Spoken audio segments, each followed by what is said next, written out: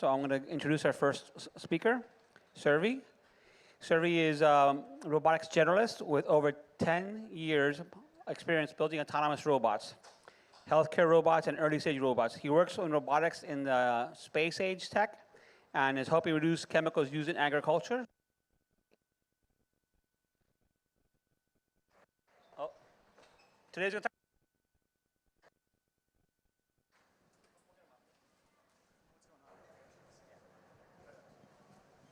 So let's give a big round of applause for Survy.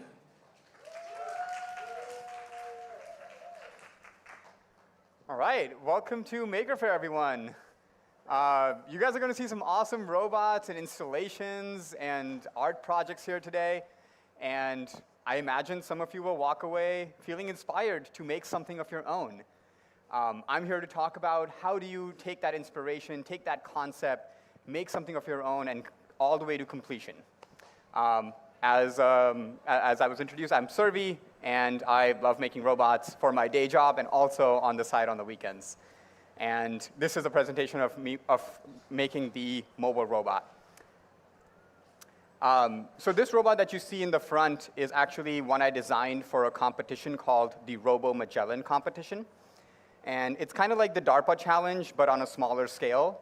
It's held in a park, in an outdoor setting, and you are building a robot to navigate autonomously through obstacles like trees and park benches, and go from these cones that are placed everywhere on the field. So there's a start cone and a goal cone, and you're given the GPS coordinates of these. There's also some bonus cones, and you are also given the GPS coordinates of those. The goal is to create a path or have the robot autonomously follow a path from the start to the end cone. And if you hit the bonus cones along the way, you get extra points. How do we do this, right? Let's go ahead and design a robot together. Let's say our robot is a simple cardboard box. The cardboard box has to go from one cone to the other. And if you do it really fast, you get a prize. It's mostly bragging rights, but that's sufficient for me. And I want to hear from you guys. Like, what do you think this cardboard box needs in order to complete this challenge? Yeah. Wheels? Yeah.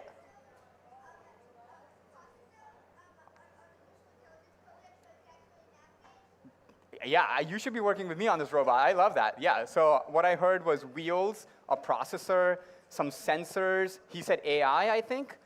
Awesome, yeah. And I actually put all of this into ChatGPT earlier and said, like, add these things to this shoebox. And this is kind of what I came up with, which I thought was pretty good for the first iteration. There are 4 wheels, 4 motors, a Raspberry Pi for the processor, a GPS sensor, a battery, right? And this is a perfectly viable first iteration of the robot, right? But what do we do next? We go ahead, we find issues with it, we fix those issues, iterate on it, and then go out in the wild, out in the field, do some testing, and repeat this cycle. So the first problem you can imagine is that the shoebox is flimsy, right? A little bit of water on it, and it's going to disintegrate. It's not going to be rigid enough to be able to drive on rugged terrain. So what can we do? Yes, exactly. So I got a 3D printer as well, and it was my favorite new toy. So I decided to 3D print a chassis and also 3D print some wheels. What you see on the right there is the first iteration of the robot, right?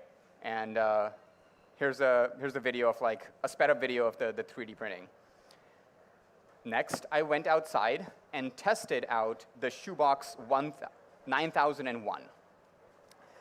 Went to my local park. At this point, I'm just kind of using a joystick to control it, mostly testing out, can it navigate tall grass? Can it turn in place? Is the speed okay? Do I need more powerful motors? Is the battery working fine? All that kind of stuff. And through a couple more processes of iteration, I ended up with 9005, right? The wheels are a little bit bigger. I added a Raspberry Pi to it, a router for communication, a little handle to like hold it up so I can transport it more easily. But the interesting thing I added was a mobile phone. So we carry these mobile phones in our pockets. They're extremely good computing devices. They have a ton of sensors on them, a really good GPS, compass, IMU, not one, not two. Some phones have 3 cameras, and tons of compute. So my idea was like, why don't I use the sensors that the phone has instead of integrating all these sensors, spending time doing that, right? So that's why I was like, let me plop the phone in the front and integrate those sensors. When I went out and tested, I found 2 more problems, right? So this is the find phase of the testing. GPS is not super accurate, so I wasn't able to reach the cone very precisely. And secondly, you'll see in the video on the right, the wheels were just sometimes spinning in place, and there wasn't enough traction with the grassy field. So let's tackle each of these individual problems one by one. So can't reach the cone. GPS is pretty good for navigating on urban streets, but if you are trying to reach a cone, you need to be within like centimeters of accuracy. GPS only gets us about 5 feet from the cone. So we need some other way to get closer. How about we use the camera that's on the phone, right? We can somehow detect where the cone is and try to keep it in the center of our camera frame and move forward. If we see the cone towards the left, we'll kind of turn to the left. If we see the cone on the right, we'll turn to the right and follow it, right? So get close with the GPS, then use the camera and the cone detection to follow it. How do we detect a cone? So my buddy over here with the AI, that's what I used as well. I was like, AI should be able to solve this problem. And there are these models called real-time object detection models. Fancy words for a model that can tell you that's a bicycle, that's a person, that's a car. And you can even train it by giving it some sample images to detect a cone. So I went to my local park, collected around 75 images of a cone, and retrained the YOLO model to detect cones. The model gives us essentially where the cone is, so an X and a Y coordinate, and how big the cone is, the height and the width. We can use the size to kind of determine how far the cone is from us, and the X and Y location to keep tracking it and following it, right? With this information, we can build a behavior. So we get close with GPS, and then we turn on the cone detection. And if the cone, we first like rotate in place to find the cone, then we follow keep the cone in the center, follow it, and then once we touch it, we go to the next one. With this idea was born the shoebox 9006, the next iteration of it. In this video, you'll see, so the GPS got it close enough to the cone. It's still 5 or 6 feet away. The robot is now doing that turn in place. And soon it's going to be in line with the cone. The camera will find the cone. There we go. And now it's going to start approaching the cone. Once it makes contact, it reverses a little bit and then goes on to the next one.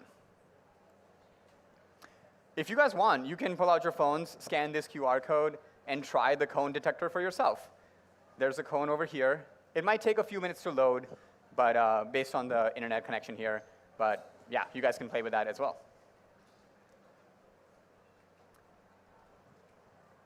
Okay, I'll bring that up in the end as well. Okay, so now we are done fixing the problem of not being able to reach the cone. Let's talk about the getting stuck in grass.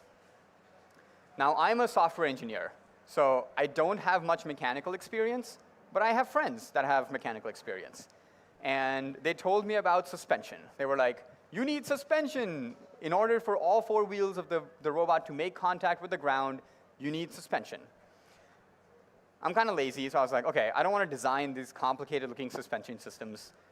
Let me see what else is out there, right? So I found these interesting non-pneumatic shape-shifting wheels, and I was like, ooh, I could just change my wheel geometry and design something that is like compressible, again with my 3D printer, with the material called TPU, which is slightly compressible, and kind of make this like suspension built into the wheel, right? So that's my fix for the getting stuck in grass problem that we have. And 9007 is being tested out here. So this is pretty tall grass. I think it's like an inch and a half tall. And the robot has no problem navigating it. It can go straight. It has enough power. If you remember previously, like the wheels were just spinning in place. That problem is not happening anymore, right? We fixed another problem, which is fantastic. A couple of iterations later, I ended up with 9010, which is kind of the robot you see up front, starting from this shoebox, using the process of finding problems, fixing them, testing, and repeating. Here's a video of the robot running in July at the RoboMagellan competition in San Mateo. The robot approaches the cone again. It's being very careful. It's like moving slowly. Then it turns around and touches it with its tail, because you have to make contact with the cone. So I use this tail to like brush against the cone, and then it goes on to the next one. But yeah, so it might feel daunting to start from, to look at this final robot and be like, oh, how could I design this robot myself, right? But all you have to think about is like the first idea, and then use this process of find, fix, and test, and you'll end up with a robot that works, right? So hopefully, I want you all to be inspired to, like, as you're walking around, come up with cool ideas, and then put them in place, and use this process to make your idea come to life. This robot will also be at the Coal Shed booth 240, so if you want to come check it out, the Homebrew Robotics Club, which is a club that we're part of, has a booth there.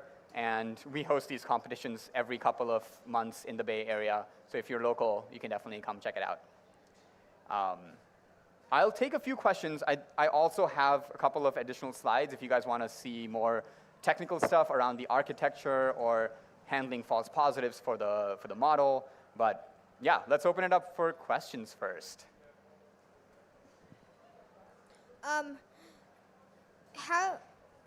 How did you train the AI model to do the cone detection? Yeah, that's a great question. So YOLO is the name of the model that already exists, that's already very good at detecting simple objects like people, cars, tables, those kinds of things. Then you can give it a set of like 50 or 75 examples and say like, this is a cone.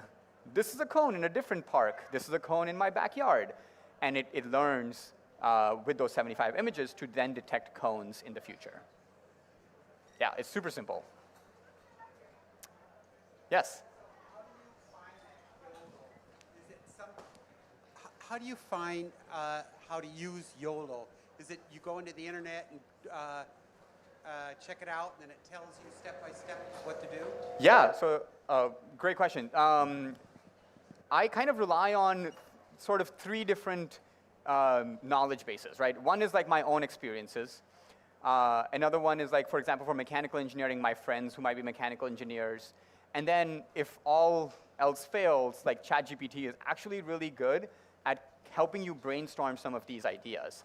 So if you put into ChatGPT like, hey, I'm trying to detect, I know I can use AI to detect a cone, or let's say I want to use AI to detect a cone. How do you think I can do that? Give me a step-by-step process for doing that.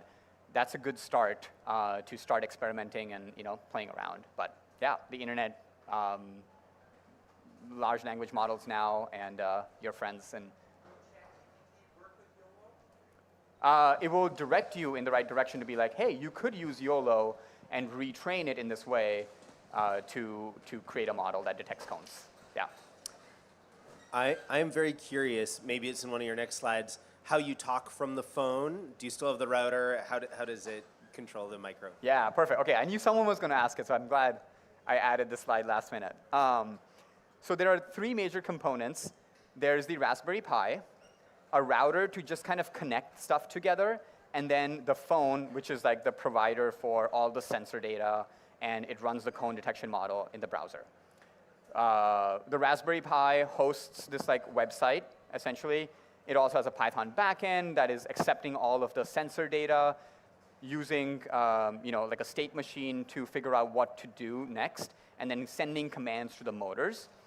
The phone, there was an app called Sensor Log that is capable of just sending out the GPS data to an endpoint or like a API call, and that's how all three of these components relate to each other and put them all together. Yeah. Yeah, go ahead.